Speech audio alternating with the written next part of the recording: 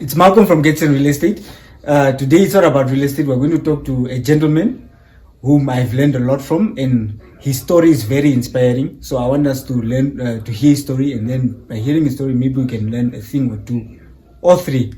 So the accident that you're involved in an accident, and then people wanted to come repossess your house. Yes. Tell us a bit about that. Yeah, that was quite a very difficult time. I didn't have like a full-time job. I was actually crafting my business during that time because I didn't have any income. My installments were delayed, and the bank woke up while I was in bed, and they brought the papers that now this house is up for sale. From there, I'm sure you didn't lose the house. No, I didn't lose the house. I knew I would not lose the house. Okay. Achieve a few things, a few big things actually. It's not even small things. But before we go to those achievements, so I understand you don't even have a college degree. Yeah, no, I've not been at. I was not fortunate enough to have an opportunity to further my education. I made a conscious decision to decide as to how will I take my life forward. And from that day onwards, after grade 12, I was on my own. I left my parents' homes, and then I needed to start living and making a living for myself. Okay, sure. Okay, and then after that, you went to go achieve one of the big things, this whole beeper. And I used to work for you. Yes, I know that. My very first job I got from you. Yes. Yeah. Tell us about that whole, how you ended up even that whole beeper, getting that building, and then from there, Namibia's first, is it the first call center for bank window? For Namibia, in fact. Yeah. Yeah.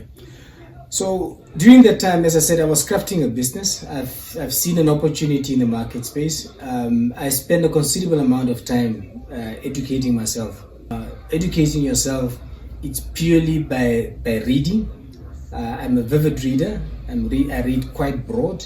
I read from autobiography to business books. I don't read motivational books. I've looked at opportunities in the market space. And what I really did when I started the first business, I've actually created an opportunity where I was doing basic data capturing. So I've created a business model where I needed to help companies to capture data from forms. And then there was a tender. I didn't have a property, a building, an office to work from, but I told myself I will give whoever is going to participate in this bid, I'll give them a run for their money. I've crafted a very, very detailed proposal for the tender. The tender was through the Ministry of Trade and Industry, and I crafted the tender, and I was fortunate enough to actually win the bid.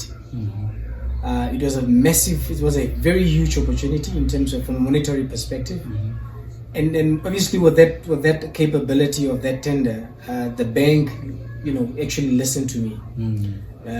There was a gentleman in one of the local banks, my manager of the bank, who up to today is a person that I really respect a lot, and I managed to actually acquire the property. It took the bank less than 7 days to approve. Sure. To approve a loan, a double-digit loan, for me to have that.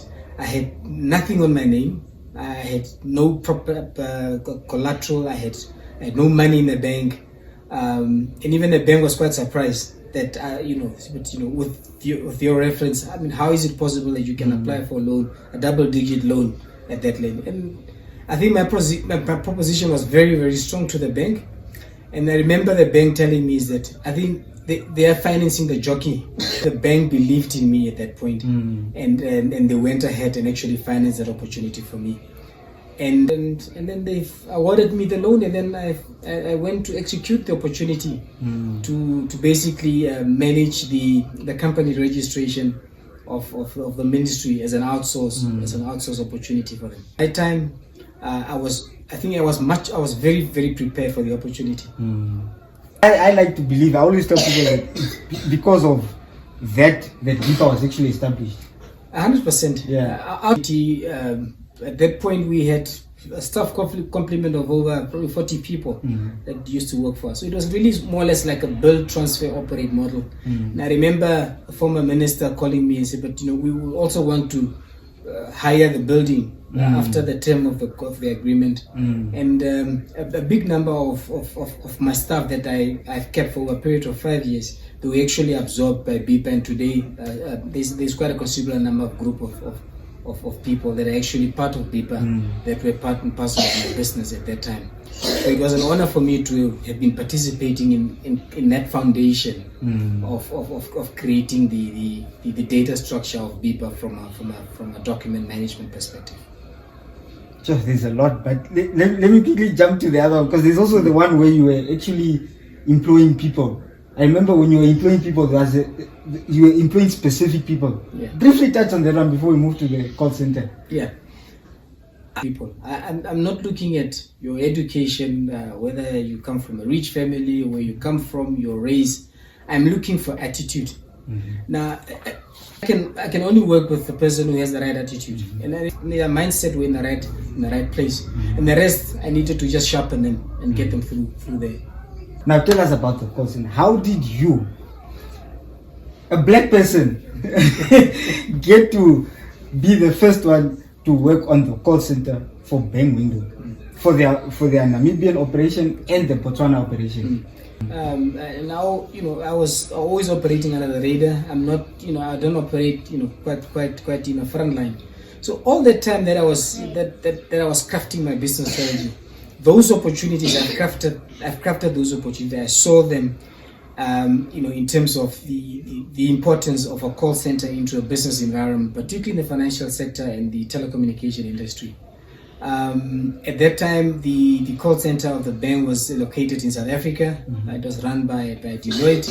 Deloitte, it's quite a significant group, a big institution. A part of the big force. But then, my proposition to the bank was just too compelling. I've done the numbers in terms of the financial benefit to the client, and I've also done the cost saving to the bank.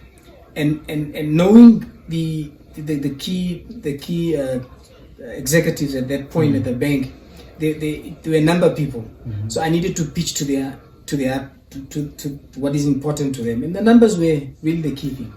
So I came back and I did the numbers, and I had the opportunity to speak to the bank at that time, and I presented my proposition. I've never run a call center before, but I had a lot of exposure to the call center in terms of. I was in Uganda a couple of years ago. I've worked there and I was involved in call centers. But I've also took my own personal time to visit call centers in South Africa to see how they basically operate. And I created a lot of strong relationships in South Africa and also abroad with global technology companies.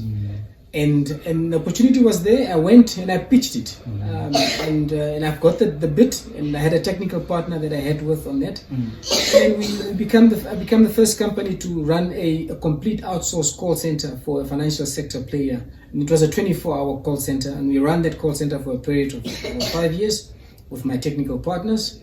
And then the bank, after the 5 years, then the bank basically onboarded that call center. Actually more than 5 years. And then the bank onboarded that solution, the call center, back into the thing. And it was quite a very demanding opportunity because we needed to manage the operations in Botswana from here. In that time, they also had an operation in Zambia, which is the Kefman Bank, and we were also in charge of that. So the whole back-end technology, the redundancy, the connectivity, we've put that together. And all the resources were local Namibian resources. Your father is not a minister, he's not well connected, you are not from the... No, it's just pure hard work, determination. Pure hard work. I was focused. Make a lot of mistakes on the way, but I've always managed to deal with those mistakes. My father was a normal bus driver. My mother was his werkgedoen, and it's as simple as that. We stayed in her location, and but I was very, very focused. And obviously, when I needed to make the decision to get involved, there's a lot of things that I needed to cut in my life in terms of where I need to participate. And I've made those choices, and I've made an economic decision that this is what I'm going to do, and the rest I'll leave out. And I took the opportunity with both hands. Thank you so much. Thank you I so think much. we are really motivated. Yeah. I've heard this story so many times, but even now, I've learned some things that I didn't even hear the first few times. So I'm more motivated. I hope